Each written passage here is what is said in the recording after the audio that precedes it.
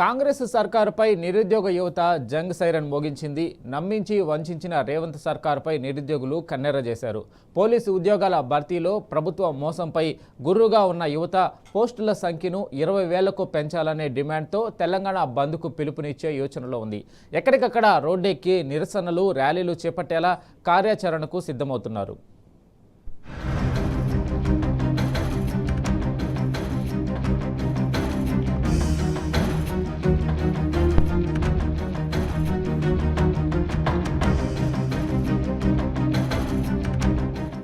కాంగ్రెస్ ప్రభుత్వం అధికారంలోకి వచ్చి 2.5 ఏళ్లైనా ఇచ్చిన హామీలను అమలు చేయలేకపోవడంతో నిరుద్యోగులు తీవ్ర ఆగ్రహంతో ఉన్నారు.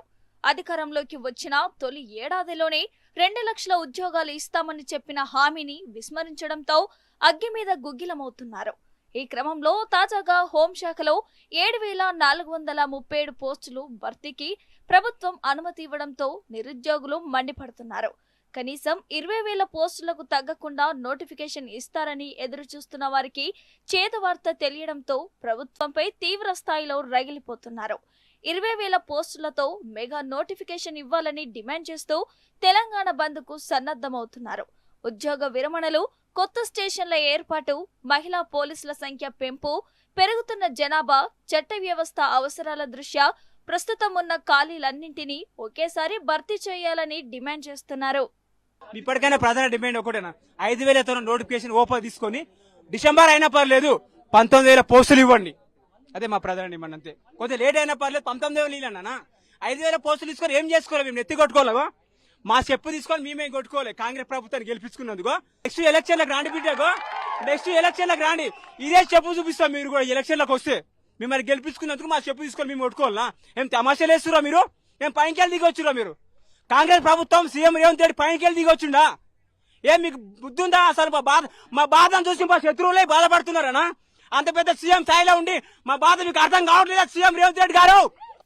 హోంశాఖ నోటిఫికేషన్ లో పోస్టుల సంఖ్యను 20,000కు పెంచాలనే డిమాండ్తో నిరుద్యోగ సంఘాలు, అభ్యర్థులు ప్రత్యక్ష పోరాటానికి సిద్ధమయ్యారు.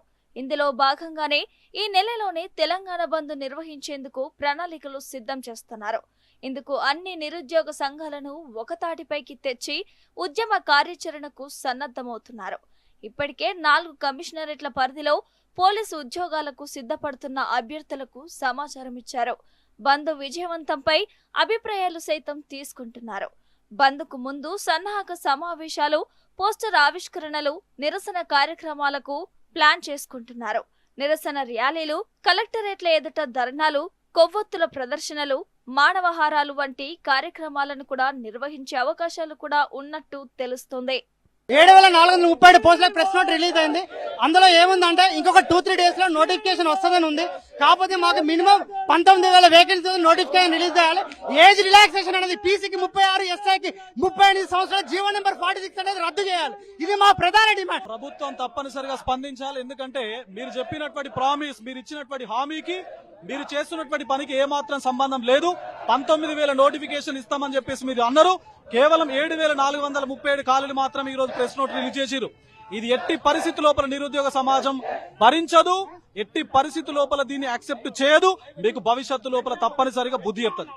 తెలంగాణ బంద్కు సహకరించాలని రాష్ట్రంలోని అన్ని రాజకీయ పార్టీల ముఖ్య నేతలకు వినతులు ఇచ్చేందుకు నిరుద్యోగులు సిద్ధపడుతున్నారు.